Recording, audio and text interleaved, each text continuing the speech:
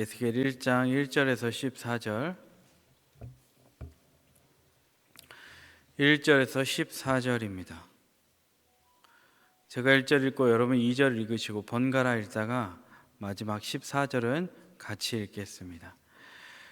30째 넷째 달 초다새에 내가 그발 강가 사로잡힌 자 중에 있을 때에 하늘이 열리며 하나님의 모습이 내게 보이니 여호와에게 왕이 사로잡힌 지 5년 그 달 초다새라. 갈대아 땅 그발 강가에서 여호와의 말씀이 부시의 아들 제사장 나 에스겔에게 특별히 임하고 여호와의 권능이 내 위에 있으니라. 내가 보니 큰 구름이 오는데 그 속에서 불이 번쩍번쩍 그 불 가운데 단새 같은 것이 나타나 보이고 그 속에서 내 생물의 형상이 나타나는데 그들의 모양이 이러하니 그들에게 사람의 형상이 있더라. 그들에게 각각 내 얼굴과 그들의 다리는 곧은 다리요 그들의 발바닥은 송아지 발바닥 같고 광낸 구리같이 빛나며 그 사방 날개 밑에는 사람의 손이 있더라. 그 내 생물의 얼굴과 날개가 이러하니 날개는 다 서로 연하였으며 갈 때에는 돌이키지 아니하고 일제히 앞으로 곧게 행하며 그 얼굴들의 모양은 넷의 앞은 사람의 얼굴이요 넷의 오른쪽은 사자의 얼굴이요 넷의 왼쪽은 소의 얼굴이요 뒤는 독수리의 얼굴이니 그 얼굴은 그러하며 그 날개는 들어 펴서 각기 둘씩 서로 연하였고 또 둘은 몸을 가렸으며 영이 어떤 쪽으로 가면 그 생물들도 그대로 가되 돌이키지 아니하고 일제로 앞으로 곧게 향하며 또 생물들의 모양은 타는 숯불과 횃불 모양 같은데 그 불이 그 생명 사이에서 오르락 내리락 하며 그 불은 광채가 있고 그 가운데에서는 번개가 나며 그 생물들은 번개 모양 같이 왕래하더라. 아멘. 오늘의 에스겔 1장 1절에서 14절의 말씀을 통해 하늘이 열리고 하나님이 보이니 하늘이 열리고 하나님이 보이니 라는 제목으로 말씀 나누겠습니다. 에스겔은 총 48장으로 나눠져 있습니다.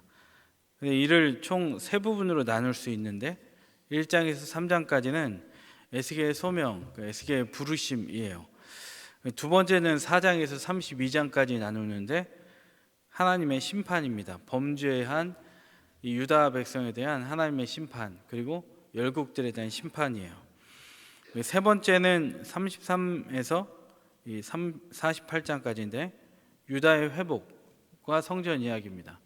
그러니까 패턴이 하나님이 부르시고 그러나 범죄하고 하나님을 떠나고 그래서 하나님 심판하시고 그러나 하나님 버리지 아니하시고 결국엔 구원하신다라는 이 전형적인 인류에 대한 하나님의 그 사랑을 잘 나타내주고 있는 것이 에스겔입니다. 이렇게 구분이 굉장히 명료한 에스겔의 그 구성 요소를 갖고 있는데 그 내용으로 자세히 들어가 보면 사실 이 성경 66권 중에 읽기가 가장 어려운 책입니다. 왜냐하면 에스겔서는 어떤 인물이나 사건들을 이 비유와 상징으로 많이 풀어냈습니다. 그래서 해석해내기가 굉장히 어렵고 이 이단들이 에스겔서나 다니엘서 같은 예언서 그리고 또 좀 더 정확히 말하면 묵시록 같은 거를 과도하게 해석하다가 이단에 빠지기도 했던 거죠. 그러다 보니까 에스겔서는 설교단상에서 많이 들어보지 못하셨을 겁니다. 에스겔서 하면 보통 이제 37장 어떤 내용이죠?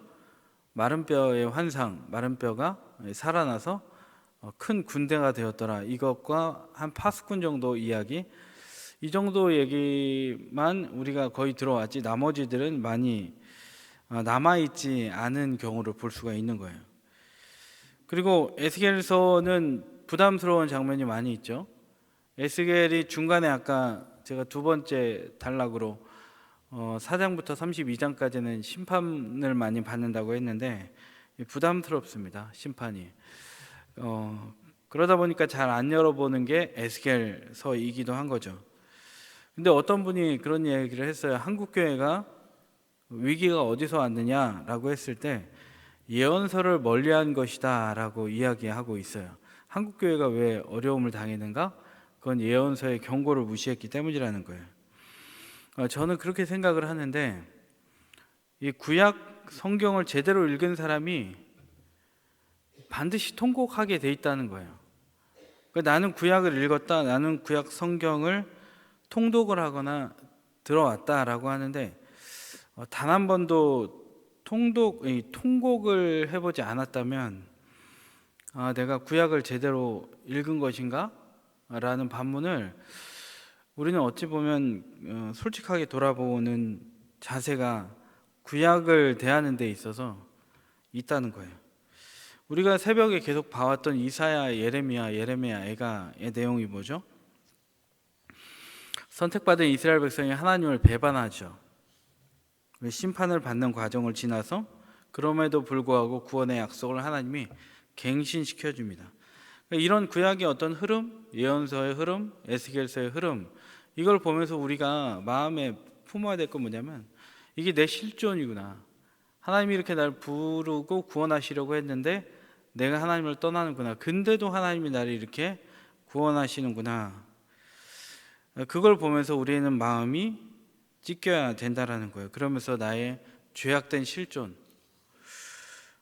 그리고 내 자아의 사형 선고, 그런 걸 스스로 내리면서 이 시면의 깊은 곳에서 통곡이 올라와야 한다는 거예요. 에스겔서를 볼 때 그런 은혜가 있어야 한다는 거예요. 이거는 어떤 제 개인적인 의견이 아니라 우리가 죄와 사망 가운데 있던 자들이지 않았습니까? 근데 우리를 향한 하나님의 절규가 에스겔서이고 우리가 또 48일 동안 봐야 하는 에스겔의 큰 줄기라는 거예요. 그 하나님의 절규가 구약 성경 곳곳에 쓰여 있고 에스겔서는 굉장히 어렵습니다.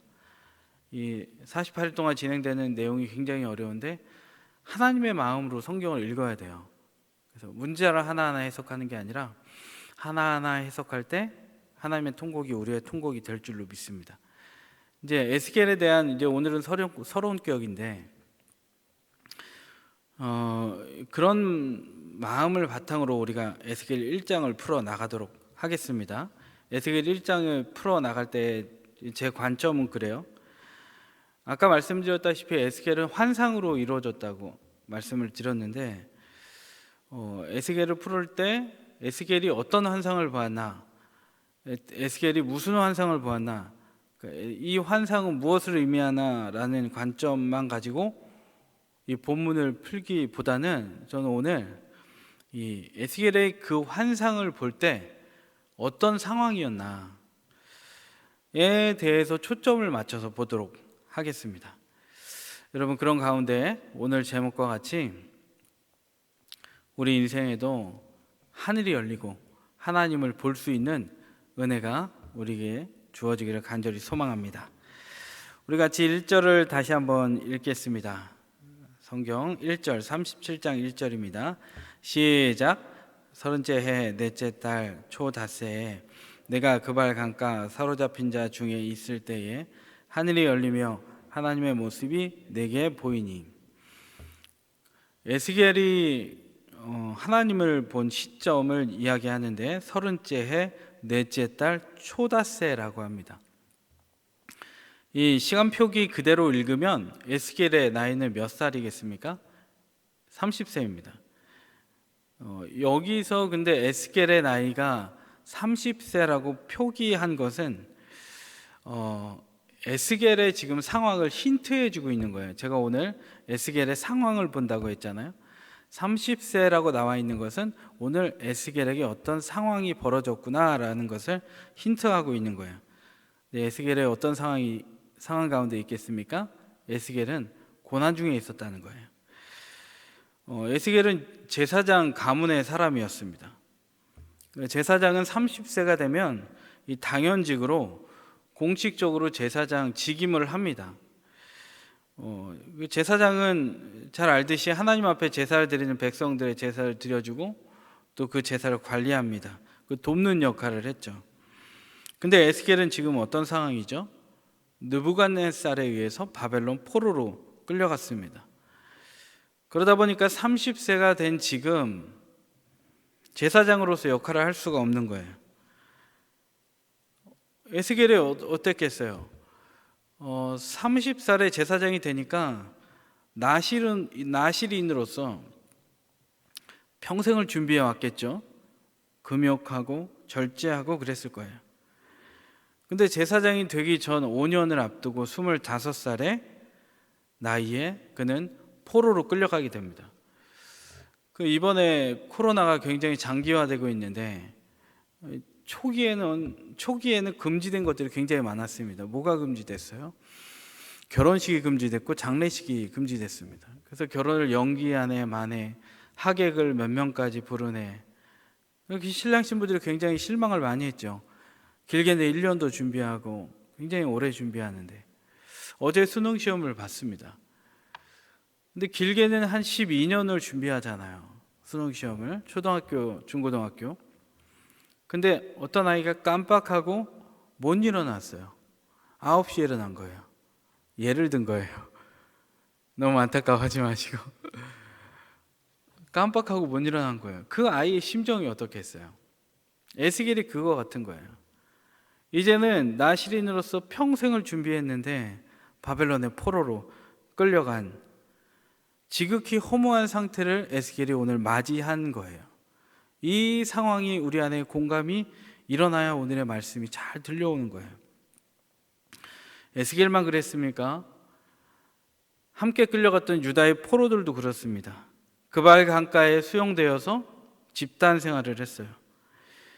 에스겔이 머물고 있던 곳은 이 3장 15절에 보면 데라빕이라는 곳인데 해석하면 뭐냐면 홍수로 인해 폐허로 변한 땅이라는 뜻을 가지고 있습니다. 홍수로 폐허로 변했다는 거예요. 해변가에서 모래성을 쌓아 놓습니다. 바닷물이 쭉 오면 다 쓸고 내려가죠. 흔적이 없어져요. 여러분, 곡식을 거두기 위해서 씨앗을 다 뿌려 넣습니다. 근데 홍수가 나서 땅에 있는 걸 다 걷어갑니다. 바로 그런 땅에 유다 백성들 그리고 에스겔이 살아갔다는 거예요. 그리고 그 당시에 그 지역 자체가 운하를 개발했기 때문에 강제 노동에 동원됐을 거예요. 그러니까 육체적으로도 얼마나 힘들었을까요? 육체적으로 힘든 것뿐만이 아니라 에스겔은 영적으로도 힘들었을 겁니다. 왜 그러냐면 그발 지역은 바알을 섬겼어요. 근데 바알의 파트너는 음란한 아세라하고 아스타롯이 파트너였습니다. 그러니까 그 음란한 것들을 섬기면서 그 섬기는 것을 보면서 하나님을 섬기던 제사장이 되려고 했던 에스겔은 영적으로도 힘들었고 육적으로도 힘들었던 거예요. 그러니까 사면초가의 상황 가운데 있었다는 거예요. 숨 쉴 구멍이 없었다는 거예요. 군 생활을 해도 불문율이 있어요. 근무 서거나 훈련 받는 게 너무 힘들면 내무 생활이 쉽습니다. 그리고 우리 일상생활을 보더라도 회사 생활이 정말 힘든데 가정에 갔을 때 평안하면 그래도 좀 살 수는 있습니다. 근데 가정도 힘들고 직장도 힘들고 개인적인 문제도 있고 정말 낙심이 되는 현장 가운데 사는 거죠. 근데 오늘 에스겔이 그랬어요. 육적으로도 힘들었고 영적으로도 힘들었습니다. 30대 초반에 이 한 젊은이가 청년 실업을 맞이한 것과 똑같은 상황을 맞이했다는 거예요. 오늘 에스겔의 환경이 바로 그거예요. 실직자들이 제일 힘든 게 뭐예요? 아침에 일어나는데 갈 데가 없는 거예요. 에스겔이 다 잃어버린 상황인 거예요. 그런데 여러분, 하나님은 어떤 분이십니까? 자기 백성을 어떤 상황 가운데에도 구원해 내시는 자이십니다. 여러분 믿으십니까? 에스겔이 그런 고난 가운데 있었을 때에 하루하루 힘겹게 생존을 이어가고 있을 때 하나님이 그에게 임하십니다. 그 내용을 함께 보겠습니다. 오늘 본문에 있는데요, 여러분 성경에 있는 내용 읽겠습니다. 4절입니다. 4절입니다. 시작. 내가 보니 북쪽에서부터 폭풍과 큰 구름이 오는데 그 속에서 불이 번쩍번쩍하여 빛이 그 사방에 비치며 그 불 가운데 단 쇠 같은 것이 나타나 보이고, 낙심 속에 있는 에스겔에게 하나님이 임하십니다. 그리고 하늘의 환상을 보게 해주셔요. 에스겔은 폭풍을 봤습니다. 그리고 큰 구름을 봤습니다. 번쩍이는 불빛과 광채도 보았어요. 이어서 에스겔은 그 속에 있는 네 생물을 봤습니다. 앞쪽은 사람의 얼굴, 오른쪽은 사자의 얼굴, 왼쪽은 황소의 얼굴, 뒤쪽은 독수리의 얼굴을 했습니다. 그 생물은 번쩍이는 바퀴와 그리고 그 바퀴와 함께 움직였고, 위로는 사방으로 광채가 나는 모습을 하고 있었어요. 이전에 보지 못한 위험 있는 모습이었죠. 이 모습에 이어서 28절에는 뭐라고 하는지 한번 같이 읽어보겠습니다. 28절 읽겠습니다. 시작. 그 사방 광채의 모양은 비 오는 날 구름에 있는 무지개 같으니 이는 여호와의 영광의 형상의 모양이라. 내가 보고 엎드려 말씀하시는 이의 음성을 들으니라. 아멘. 에스겔은 무엇을 봤어요? 여호와의 영광을 봤습니다. 그런데 에스겔은 지금 어떤 자리에 있었습니까? 다 잃어버린 절망의 자리에 있었다는 거예요. 하나님은 절망에 있는 하나님의 백성을 포기하지 않고 하나님의 영광의 자리로 인도하십니다. 하나님은 엘리야의 사환에게 보여주었던 작은 구름보다 더 큰 하나님의 영광을 오늘 에스겔에게 보여주셨습니다. 그리고 이제 우리가 오늘 읽은 본문은 아니지만 2장 1절, 에스겔 2장 1절을 한번 보시면 하나님은 에스겔에게 그런 환상을 보여주시고 부르세요. 제가 읽어드리면 그가 내게 이르시되 인자야 내 발로 일어서라 내가 내게 말하리라 하시며, 무기력과 두려움과 절망 가운데 있는 에스겔에게 부르면서 일어서라 라고 합니다. 일어서라. 말씀을 맺겠습니다. 저는 제가 개인적으로 오늘 에스겔 1장의 새벽 말씀을 이제 준비해야 돼서 지난주에 이 본문을 봤을 때 그런 생각을 했어요. 오늘 에스겔 1장을 설교하고 나면 다음 주부터는 우리 교회에서 무엇을 하죠? 세일의 기도회 하잖아요. 그러면 새벽 예배를 3주 동안은 자율적으로 드리니까 목사들의 설교가 없어서 3주 후에나 에스겔로 들어가면 흐름이 끊어지겠다 생각을 했거든요. 그래서 아쉬웠어요. 근데 가만히 보니까 끊어지는 게 아니더라고요. 이 세일의 기도의 주제 성구가 뭐예요? 은총을 받은 자여 일어나라거든요. 근데 다니엘서를 모티브로 한 거예요. 근데 다니엘 선지자하고 에스겔 선지자의 특징이 뭐냐면 다니엘도 바벨론에 끌려갔고요. 에스겔 선지자도 바벨론에 끌려갔어요. 근데 예레미야 선지자도 동시대 사람인데 예레미야는 그냥 불탄 남유다에 남았던 사람이거든요. 그러니까 같은 배경으로 해서 하나님이 같이 역사를 이뤄가면서 같은 맥락에서 계속 말씀을 하고 계신 거예요. 근데 동일하게 어떤 이야기를 하시냐면 우리 주제 선구가 뭐라고요? 주제가 은총을 입은 자요 일어서라거든요. 근데 에스겔도 오늘 부르시고 환상을 보여주시고 결국에는 2장 1절에서 하시는 말씀은 뭐냐면 일어서라더라고요. 그러니까 저는 이게 우연이 아닌 것 같습니다. 하나님은 우리 교회에 말씀하신 거예요. 동성교회요? 일어서라. 원선아 일어서라. 누구야? 일어서라. 그래서 하나님은 우리에게 꿈과 환상과 하나님의 말씀의 계시를 허락하실 줄 믿습니다. 그리고 여러분, 말씀을 마치면서 여러분 그발 강가에 혹시 있지 않습니까? 그발 강가에서 뭔가를 다 잃어버리고 이제는 포로 같은 중에 있지 않습니까? 자녀라는 포로, 어떻게 보면 남편이라는 포로, 가정이라는, 경제 상황이라는, 건강이라는 그발 강가에 우리는 포로같이 끌려오지 않았습니까? 그런데 오늘 성경은 분명히 이야기해요. 그 그발 강가에서 내가 하늘을 열어줄게. 그리고 하늘을 열어주고 푸른 하늘을 보게 하는 게 아니라, 자연을 보게 하는 게 아니라 내가 나를 보여줄게. 하나님을 보여줄게. 라고 우리에게 이야기하시는 거예요.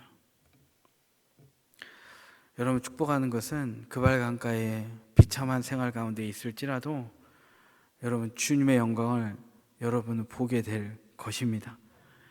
포로 같은 환경 가운데 던져질지라도 하나님의 영광을 사모하고 그 여호와의 영광을 가슴에 품고 살아가는 여러분 모두가 되기를, 또 제가 되기를 간절히 소망합니다.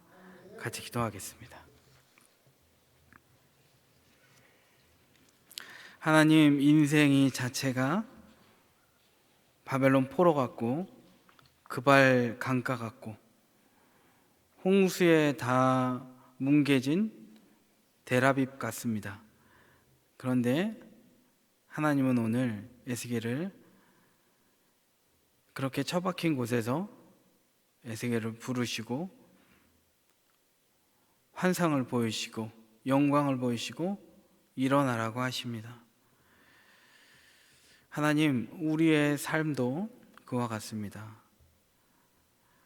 데라빕 같고 다 망한 것 같고 또 때로는 그발 강가에서 하염없이 내가 살던 예루살렘을 바라보는 게 어찌 보면 우리의 실존인데, 그러나 그것이 아니라, 끝이 아니라 우리의 삶의 하늘의 문을 열어주셔서 하나님의 영광을 볼 수 있도록 인도하여 주옵소서. 그래서 절망이 아니라 그발 강가 같은 포로된 곳에서 하나님이라는 소망을 갖고 사는, 하나님의 영광을 가슴에 품고 살아가는 우리의 인생이 되도록 인도하여 주옵소서. 그렇게 인도하여 주실 줄 믿고 예수 그리스도의 이름으로 기도합니다. 아멘.